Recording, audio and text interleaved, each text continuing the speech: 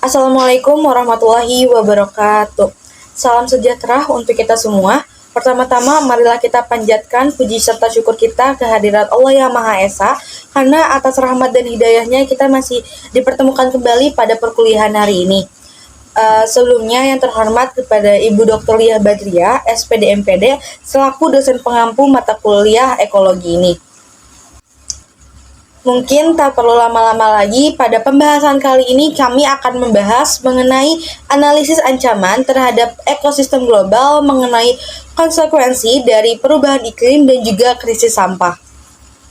Oke, baik, sebelumnya perkenalkan, nama saya Rahma Lutfi dengan nomor pokok mahasiswa 222154135, dan juga saya sebagai moderator yang akan membantu jalannya pembahasan kali ini. Tentunya saya tidak sendirian, saya ditemani oleh beberapa rekan saya. Yang pertama ada Kamila Cahya Aulia, Nazwa Sofia Algina, Samia Fustu Haris, Febi Dwi Salsa, dan juga Karina Biantari Utami. Sebelum masuk ke pembahasan, sebagai pengantar, mari kita lihat beberapa fakta penting. Menurut laporan dari panel antar pemerintah tentang perubahan iklim, suhu rata-rata global diperkirakan akan naik 1,5 derajat Celcius dalam 2 dekade mendatang jika emisi gas rumah kaca terus meningkat pada saat ini. Dan juga setiap tahun diperkirakan ada 8 juta ton plastik berakhir di lautan kita. Ini setara dengan membuang 1 truk sampah plastik ke dalam lautan di setiap menitnya. Nah, fakta-fakta ini menggarisbawahi pentingnya topik hari ini dalam pembahasan kita untuk menjelajahi bagaimana sih perubahan iklim dan krisis sampah tidak hanya mengancam ekosistem global, tetapi juga berdampak langsung kepada kehidupan kita sehari-hari. Oke, baik. Selanjutnya mengenai pendahuluan yang akan saya sampaikan, perubahan iklim dan juga krisis sampah merupakan dua ancaman utama bagi kelestarian ekosistem global. Nah, perubahan iklim terjadi karena peningkatan konsentrasi gas rumah kaca dari aktivitas manusia seperti halnya pembakaran bahan bakar fosil, industri, dan juga deforestasi. Nah, di Indonesia perubahan iklim ini terjadi dari peningkatan suhu rata-rata per tahunannya dan juga perubahan pola curah hujan ataupun siklus musim yang tidak teratur. Nah, ini itu akan berdampak pada lingkungan, sosial, dan juga ekonomi masyarakat. Perubahan iklim ini meningkatkan frekuensi dan intensitas terjadinya iklim ekstrim seperti halnya badai, banjir, dan juga kekeringan, serta mengakibatkan kenaikannya permukaan air laut, kerusakan habitat, hilangnya keanekaragaman hayati, dan juga gangguan rantai makanan. Selain itu juga, perubahan iklim memperburuk masalah kesehatan manusia dan juga kualitas air ataupun udara. Di sini saya akan menjelaskan mengenai kajian pustaka dari hasil studi kasus yang telah kelompok saya diskusikan ya. Dari kajian pustaka tersebut ada 4 pembahasan, di mana yang pertama yaitu ada perubahan iklim mempengaruhi kondisi rata-rata dan variabilitas iklim yang berdampak pada ekosistem.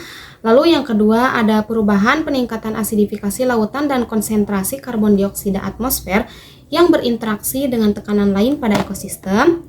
Lalu yang ketiga ada mekanisme, potensi, dan batasan solusi berbasis alam terhadap perubahan iklim yang perlu dieksplorasi dan dikuantifikasi. Dan yang terakhir yaitu ada hubungan antara peningkatan produksi sampah dengan perubahan iklim dan bagaimana keduanya saling memperburuk kondisi lingkungan.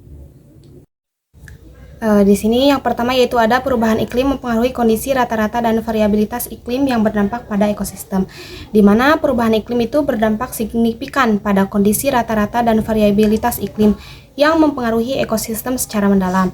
Nah, peningkatan suhu global, perubahan pola curah hujan, dan kenaikan permukaan laut dapat mengubah alami habitat berbagai spesies, mempengaruhi pola migrasi, dan merusak keseimbangan ekosistem. Nah, selain itu, peristiwa cuaca ekstrim seperti badai, banjir, dan gelombang panas menjadi lebih sering dan intens, menyebabkan kerusakan yang cepat dan signifikan pada ekosistem. Nah, dampak tersebut ini meliputi perubahan komposisi spesies, kehilangan keanekaragaman hayati, migrasi spesies ke daerah dengan iklim yang lebih cocok, dan perubahan fungsi ekosistem. Spesies yang tidak mampu beradaptasi mungkin akan punah, mengurangi keanekaragaman hayati, dan melemahkan stabilitas ekosistem. Nah, perubahan dalam struktur dan fungsi ekosistem juga mempengaruhi jasa ekosistem yang penting bagi manusia seperti penyerbukan, pengaturan iklim, dan penyediaan air bersih. Secara keseluruhan, perubahan iklim yang disebabkan oleh aktivitas manusia menyebabkan kondisi iklim yang lebih ekstrim dan tidak menentu, yang berdampak besar pada ekosistem dan kehidupan manusia. Baik, yang kedua yaitu ada perubahan peningkatan asidifikasi lautan dan konsentrasi karbon dioksida atmosfer yang berinteraksi dengan tekanan lain pada ekosistem, di mana peningkatan asidifikasi lautan dan konsentrasi karbon dioksida atmosfer berdampak besar pada ekosistem laut. Nah, asidifikasi ini disebabkan oleh tingginya karbon dioksida, di mana akan menurunkan pH air laut, merusak organisme seperti karang dan moluska yang bergantung pada pengapuran. Lalu, degradasi ini terjadi karena penurunan kualitas air, defaunasi karena hilangnya spesies yang tidak bisa beradaptasi, dan fragmentasi ini terjadi karena kerusakan struktur ekosistem. Nah, penelitian ini menunjukkan bahwa budidaya rumput laut bisa menjadi solusi alami karena rumput laut menyerap karbon dioksida dan mengurangi keasaman air, meningkatkan kualitas air, dan mendukung keanekaragaman hayati. Jadi, peningkatan asidifikasi dan karbon dioksida ini berinteraksi dengan tekanan lain, tetapi budidaya rumput laut bisa membantu mengurangi dampaknya. Selanjutnya yang ketiga yaitu ada mekanisme, potensi, dan batasan solusi berbasis alam terhadap perubahan iklim yang perlu dieksplorasi dan dikuantifikasi. Nah, di mana budidaya rumput laut ini sebagai solusi berbasis alam memiliki potensi besar dalam mengatasi perubahan iklim, terutama dalam mengurangi asidifikasi lautan. Melalui fotosintesis, rumput laut menyerap karbon dioksida dari air, mengurangi keasaman, dan meningkatkan kualitas air. Budidaya ini juga menciptakan habitat, menyerap nutrisi seperti nitrogen dan fosfor, serta mendukung keanekaragaman hayati. Namun, efektivitasnya terbatas pada area yang bisa dijangkau oleh makrofita dan memerlukan perawatan serta biaya yang cukup tinggi. Meskipun memiliki potensi besar, batasan-batasan ini perlu diperhatikan dalam mengembangkan solusi berbasis alam untuk perubahan iklim. Mungkin sekian yang dapat saya sampaikan. Untuk poin keempat terkait kajian pustaka akan disampaikan oleh rekan saya. Saya kembalikan lagi kepada moderator. Baik, di sini saya akan melanjutkan penjelasan mengenai hubungan antara peningkatan produksi sampah dengan perubahan iklim dan bagaimana keduanya itu dapat memperburuk keadaan lingkungan. Nah, peningkatan produksi sampah, terutama sampah plastik, itu sangat berkontribusi dalam perubahan iklim, yang mana penumpukan sampah itu dapat menghasilkan emisi gas rumah kaca. Nah, penumpukan sampah yang terdapat di tempat pembuangan sampah terakhir itu akan menghasilkan gas metana, yang mana gas metana ini merupakan gas rumah kaca yang lebih kuat dibandingkan dengan karbon dioksida. Nah, selain itu, perubahan iklim juga dapat meningkatkan distribusi dan akumulasi polusi sampah, yang mana dengan adanya peristiwa ekstrim seperti banjir atau badai itu dapat menyebarkan polusi sampah ke berbagai tempat. Nah, apabila sampah-sampah tersebut masuk ke dalam lingkungan yang di dalamnya itu terdapat interaksi antar makhluk hidup, nah tempat tersebut akan tercemar dan juga biota-biota di dalamnya itu akan terganggu, sehingga dalam hal ini itu dapat merusak ekosistem. Nah, jadi peningkatan produksi sampah dan juga perubahan iklim itu dapat mempengaruhi kondisi lingkungan serta juga dapat merusak ekosistem dan juga menurunkan keanekaragaman hayati. Selanjutnya yaitu metode penelitian. Nah, metode penelitian yang kami gunakan yaitu dengan menggunakan metode penelitian deskriptif kualitatif dengan pendekatan study case atau studi kasus. Yang mana penelitian ini tuh bertujuan untuk mengetahui atau menganalisis dampak perubahan iklim dan juga krisis sampah terhadap ekosistem secara global. Nah, sumber data yang kami pakai atau sebagai objek penelitian itu diambil dari 8 jurnal internasional dari tahun 2010 hingga tahun 2024. yang mana objek penelitiannya itu diambil dari hasil penelitian yang telah dilakukan sebelumnya. Nah, hal ini itu untuk memperkuat atau mempertegas argumen dalam penelitian kami. Nah, selanjutnya yaitu teknik pengumpulan data yang kami lakukan yaitu dengan mengkaji ke-8 jurnal tersebut. Untuk instrumen penelitiannya, kami menggunakan alat bantu penerjemah dokumen, dan untuk teknik alat analisis datanya yaitu dengan mengkaji hasil analisis jurnal secara keseluruhan, dan juga menganalisis hasil data secara induktif atau berdasarkan fakta-fakta yang ada. Sekian dari saya kembalikan kepada moderator. Terima kasih kepada moderator yang telah memberikan saya waktunya untuk menjelaskan hasil tadi kasus kami mengenai climate change atau perubahan iklim yang sering terjadi dalam permasalahan dunia. Yang pertama, ada dampak gelombang change pada distribusi IMF atau arbuscular mycorrhizal fungi, di mana pengaruh kondisi perubahan global seperti peningkatan konsentrasi karbon dioksida, pemanasan, dan kekeringan dapat berdampak terhadap kinerja IMF atau arbuscular mycorrhizal fungi. Ini akan mempengaruhi pertumbuhan hifa, kolonisasi akal, dan fungsi keseluruhan kinerja IMF. Dan ini akan berpengaruh besar terhadap fungsi ekosistem, di mana kekeringan menjadi konsekuensi tambahan dari pemanasan global. Selain itu juga, kekeringan dapat mengurangi dalam kinerja kolonisasi IMF. Yang kedua, ada melelehnya es di semenanjung Antartika atau Antarctic Peninsula Warming. Terjadi peningkatan suhu laut dari 300 hingga 400 meter di wilayah pesisir juga telah terjadi. Dengan demikian, gambar yang telah ditunjukkan pada PPT ini ada sirkulasi di sekitar PIG atau gambar tersebut merupakan sirkulasi siklonik yang membawa air ke dalam rongga rak es di sisi timur dan mengalir hingga ke barat. Yang ini menjadi tanda observasi di mana perubahan ini terkait adanya penguatan arus sirkumpolar Antartika yang intensifikasi keluar hingga terjadilah pelelehan es di wilayah Antartika. Dengan demikian, suhu dan pola sirkulasi yang diberikan dalam gambar tentang perubahan iklim global mempengaruhi wilayah dari lebar dari es semenanjung Antartika. Yang ketiga, ada response to climate warming by change in phenology, di mana kasus itu adalah pemanasan pengurangan paparan terhadap serangan herbivora yang gilirannya meningkatkan kelimpahan tanaman.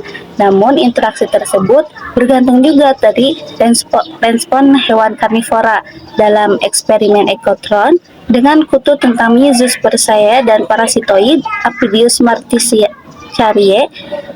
Suhu yang meningkat mengurangi biomasa tanaman dan meningkatkan konsentrasi nitrogen tanaman dan kelimpahan kutu. Sedangkan parasitoid hanya menunjukkan tren peningkatan. Dalam kasus itu, pemanasan iklim memisahkan interaksi trofik pada posisi konsumen primer herbivora dan predator mereka. Posisi trofik ini juga menjadi pemisahan terjadinya ada penentuan jenis wabah yang dihasilkan dari ketidakstabilan antara tanaman herbivora, tanaman yang akan dimakan oleh herbivora dan karnivora. Akibatnya tidak akan ada kestabilan dari jenis tanaman yang ada, baik dari itu tanaman yang akan dimakan oleh herbivora dan tanaman yang akan dimakan oleh karnivora. Mungkin sekian yang bisa saya jelaskan. Saya kembalikan pada moderator. Terima kasih kepada moderator. Di sini saya akan menjelaskan hasil studi kasus kami mengenai krisis sampah. Pertama, permasalahan krisis sampah di Cikurubuk, Tasikmalaya, Jawa Barat. Indonesia memiliki eskalasi krisis sampah plastik yang sangat membahayakan dan meresahkan kehidupan interaksi ekologi. Dampak dari krisis sampah ini termasuk pencemaran air, udara, dan tanah yang merusak ekosistem laut serta mengancam keberlangsungan kehidupan satwa liar. Berdasarkan laporan, situasi di Pasar Cikurubuk, Tasikmalaya menunjukkan beberapa masalah terkait penumpukan sampah yang semakin jelas setelah libur Lebaran Idul Fitri. Fenomena penumpukan sampah yang signifikan terjadi setelah libur Lebaran Idul Fitri, dengan penumpukan terbesar terjadi pada tanggal 23 April 2024. Menurut laporan dari Udin, orang setempat mengatakan bahwa tidak adanya petugas yang mengangkut sampah selama liburan menyebabkan sampah menggunung. Hal ini menunjukkan ketergantungan pasar pada layanan pengangkutan sampah yang teratur dan kurangnya solusi alternatif ketika layanan tersebut. Bau sampah yang mengganggu aktivitas perdagangan menunjukkan kurangnya pengelolaan sampah yang efektif di sekitar area pasar. Hal ini berdampak pada kenyamanan dan kepuasan pelanggan yang bisa mempengaruhi pendapatan pedagang. Kendala pengangkutan sampah yang sering terjadi di hari biasa ketika kendaraan mogok atau terjadi kemacetan juga dilaporkan terjadi sesekali di Pasar Cikurubuk. Ketidakpastian dalam pengangkutan sampah menyebabkan penumpukan sementara yang bisa berlangsung sekitar 2-3 hari. Ini menunjukkan perlunya peningkatan infrastruktur dan perawatan kendaraan pengangkutan sampah untuk memastikan pelayanan yang konsisten. Lalu Udin juga menyatakan bahwa pedagang dikenakan tarif sekitar 1.000 per hari untuk kebersihan. Tetapi tidak ada kewajiban langsung untuk membersihkan sampah. Kesadaran dan tanggung jawab pedagang terhadap sampah yang mereka hasilkan tampaknya masih rendah. Sistem tarif yang ada saat ini mungkin perlu dikombinasikan dengan pendidikan dan insentif untuk meningkatkan partisipasi aktif pedagang dalam menjaga kebersihan. Yang kedua yaitu elektronik sampah. Krisis sampah sangatlah berdampak terhadap kehidupan, terutama krisis sampah elektronik terhadap negara-negara berkembang seperti Cina, khususnya di kota Guiyu di selatan Cina. Elektronik sampah ini merujuk kepada limbah elektronik seperti komputer, telepon seluler, dan perangkat elektronik lainnya yang sudah tidak terpakai lagi atau rusak. Guiyu mengalami dampak buruk dari perdagangan elektronik sampah ini. Dioksin adalah senyawa kimia yang beracun yang dapat ditemukan dalam limbah elektronik dan dapat menyebabkan dampak negatif pada kesehatan manusia dan lingkungan. Dioksin. Baik, terima kasih kepada moderator yang telah mempersilahkan saya untuk menjelaskan mengenai problem solving. Nah, mengenai problem solving ini merupakan ada beberapa masalah dan juga penyelesaiannya yang berkaitan dengan perubahan iklim dan juga permasalahan sampah yang saat ini banyak yang belum terselesaikan. Yang pertama yaitu mengenai pengurangan sampah dan juga pemanfaatan ulang. Nah, permasalahan sampah memang tidak henti-hentinya untuk kita bahas, dan juga mengenai permasalahan sampah ini juga akan berkaitan dan akan bisa berdampak buruk bagi ekosistem dan juga berdampak buruk bagi kita sebagai manusia. Nah, untuk permasalahan pengurangan sampah dan juga pemanfaatan ulang ini, yaitu kita bisa diawali dengan diri kita, bisa dengan mengurangi penggunaan plastik sekali pakai yang nantinya dapat mengurangi emisi karbon yang dihasilkan dari produksi dan pembuangan plastik. Yang kedua yaitu ada energi terbarukan dan juga efisiensi ekologi. Nah, energi terbarukan dan efisiensi energi ini itu bisa kita selesaikan dengan cara menggantikan bahan bakar fosil dengan sumber energi terbarukan seperti tenaga surya, angin, dan hidro dapat mengurangi emisi karbon secara signifikan. Nah, untuk selanjutnya yaitu mengenai edukasi dan kesadaran publik. Nah, sudah tadi saya singgung ya di awal bahwa permasalahan ini juga harus kita sadari terlebih dahulu. Kita sebagai manusia harus peka terlebih dahulu terhadap kondisi lingkungan di sekitar kita. Nah, dengan edukasi dan kesadaran publik ini yaitu dengan cara mengadakan kampanye yang mendidik masyarakat tentang pentingnya mengurangi sampah, daur ulang, dan mengadopsi energi terbarukan. Yang selanjutnya ada Smart CTS. Nah, Smart Cities ini merupakan berkaitan dengan teknologi dan juga inovasi.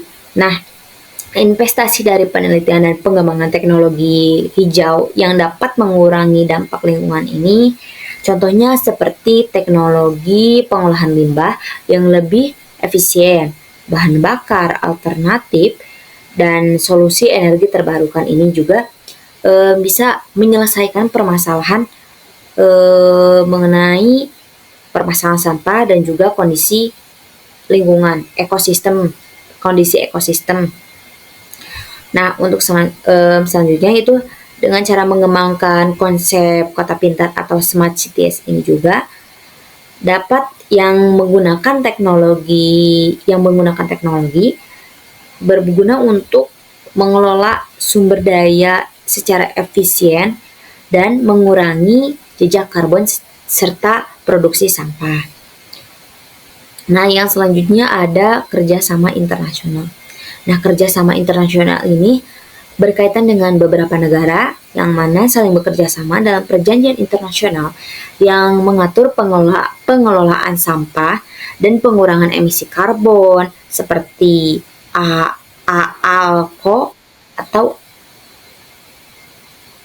ASEAN atau ASEAN Africa Legal Consultative Organization. Nah, ALCO ini juga memfasilitasi mengenai transfer teknologi dari negara maju ke negara berkembang untuk pengelolaan sampah yang lebih baik dan adopsi energi terbarukan. Seperti negara Jepang yang sering menjadi pelopor energi terbarukan ditransfer ke negara berkembang, inovasinya seperti kita, negara Indonesia. Baik, terima kasih pembahasan dari saya. Mohon maaf apabila ada kesalahan, saya kembalikan kepada moderator. Oke, baik. Selanjutnya mengenai kesimpulan, perubahan iklim ataupun pemanasan global adalah perubahan jangka panjang dalam pola ataupun intensitas unsur iklim seperti halnya suhu, curah hujan, dan juga angin.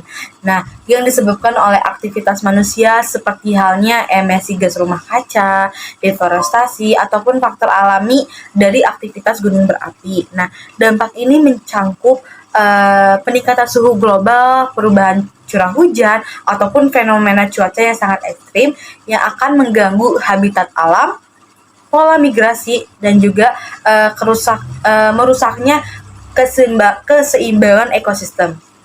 Nah, perubahan ini juga berdampak pada distribusi ataupun kinerja AMF serta kesehatan tanaman untuk fungsi ekosistem. Nah, selain itu, krisis sampah pada sampah plastik menjadi poin utama yang sangat masalah dengan jutaan ton plastik yang berakhir pada lautan setiap tahunnya. Nah, mencemari rantai makanan dan juga membahayakan ekosistem kesehatan satwa laut.